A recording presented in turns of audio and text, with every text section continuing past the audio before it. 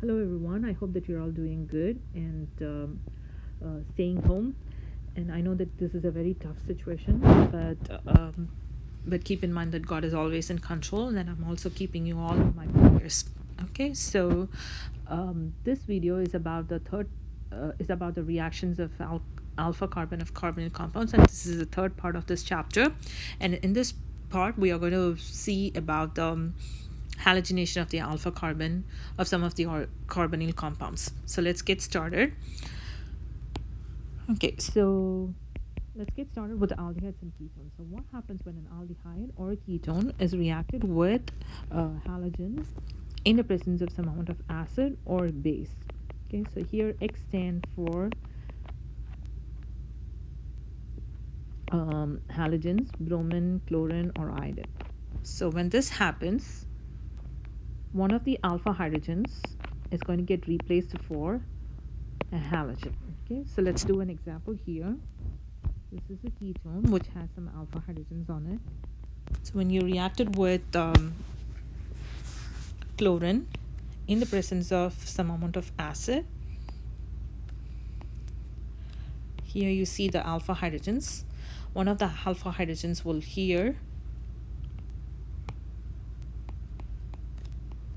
get replaced for a chlorine atom, and along with it some amount of HCl will also be liberated.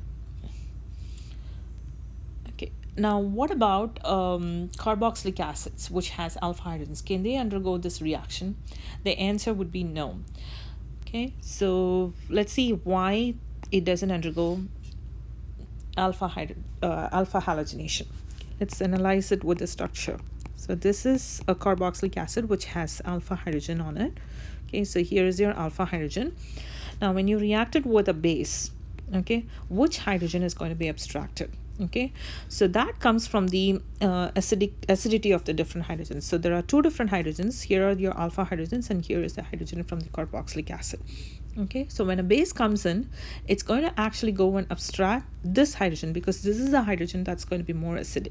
It cannot go and abstract this hydrogen because of the lesser acidity of the hydrogen. Okay, so this particular reaction, alpha halogenation, is not going to be possible in the presence of a base. Now, how do you actually alpha halogenate a carboxylic acid?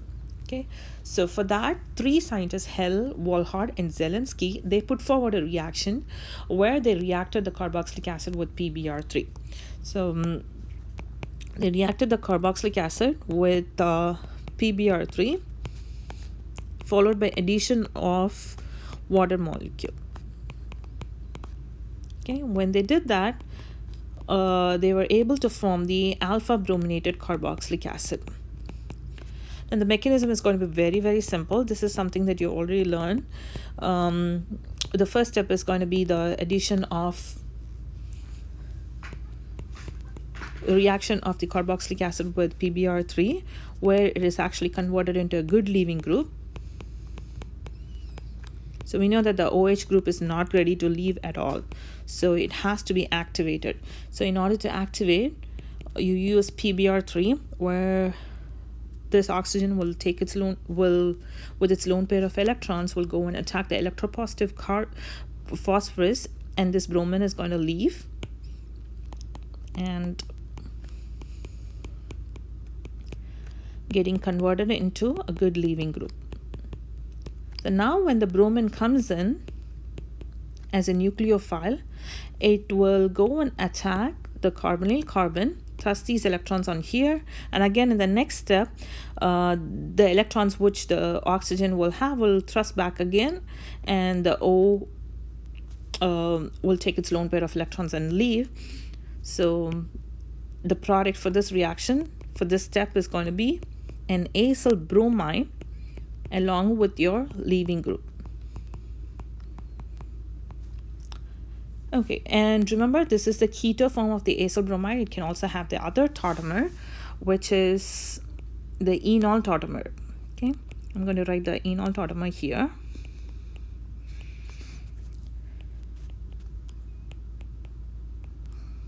Okay, so this enol tautomer is actually going to react with the bromine molecule. Okay, for that, you have these electrons on oxygen. Those electrons are going to form a double bond right there, and one of the bromines in the bromine molecule is going to be electrophilic. It's going to attack the electrophilic bromine, and the other bromine is going to leave. Okay, and that will put a bromine in the alpha position of the alpha carbon, and you will have an oxygen that's actually proton, has a positive sign on it. Okay, and then in the last step, you're going to add water to this reaction, where this part here is actually going to get converted into a carboxylic acid, which is your final product. So from the last step, it's going to actually go into this product. Okay, so this is the mechanism for Halogenation reaction.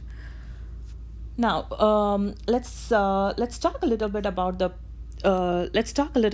products that are formed for both of these reactions. Okay, so remember, when you have a ketone that's reacted with halogen, it's going to give you alpha halogenated ketone, and when you have a carboxylic acid, or actually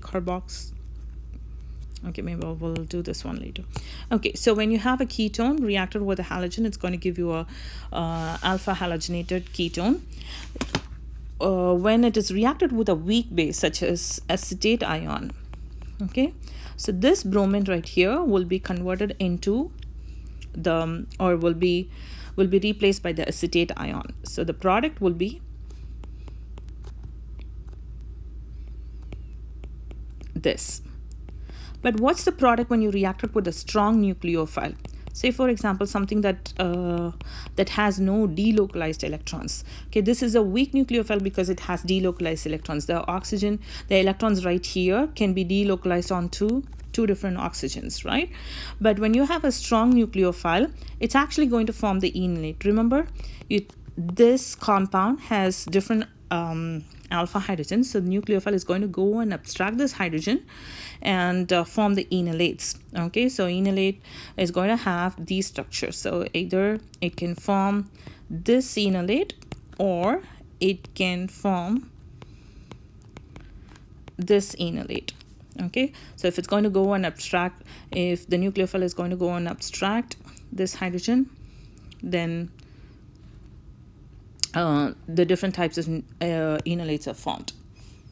Okay, now what is going to be happening with the carboxylate ion? Okay, so here is the structure of a carboxylate ion. Remember, carboxylate ion has a negative charge on the oxygen. It doesn't have the hydrogen on it. Okay, now when you react it with so again, it is the alpha brominated carboxylate ion. So I'm going to put the bromine group in there.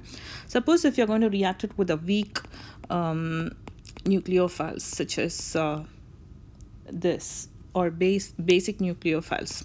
So what's going to happen is the bromine in here, the bromine right here, can be replaced by this nucleophile. So again, I'm going to draw the product here.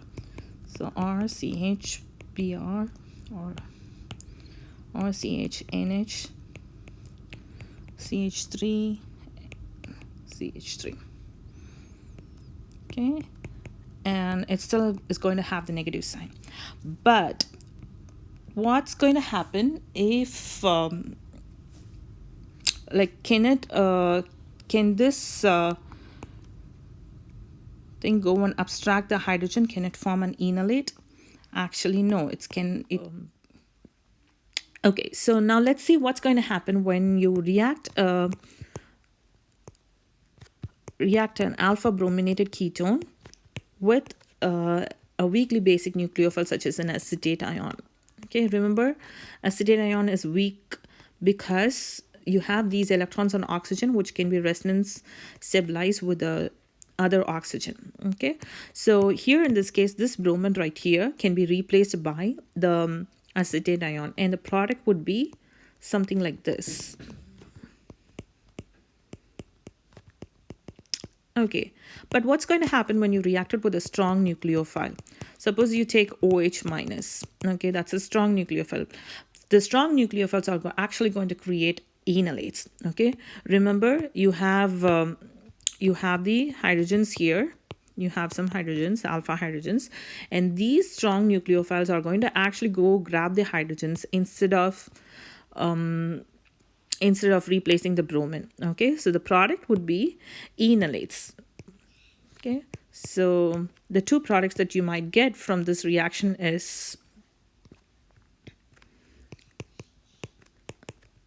so these are the two products that you can get from this reaction.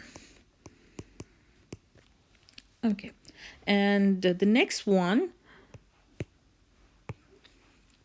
what about carboxylic acid or the alpha brominated carboxylic acid? Can you replace the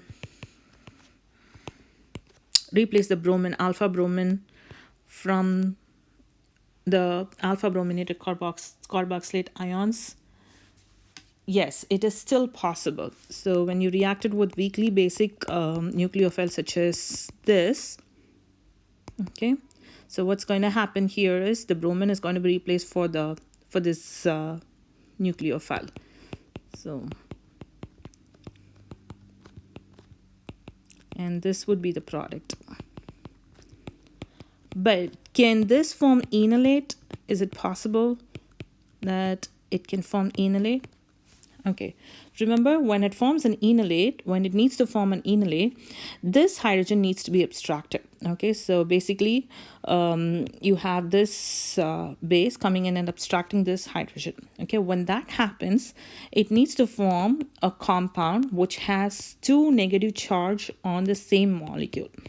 So when there is two negative charge on the same molecule, we can tell that that compound is not going to exist at all. It's unstable. Okay, so with this we are completing the halogenation part of the halogenation of the carbonyl, halogenation at the alpha carbon of the carbonyl compounds.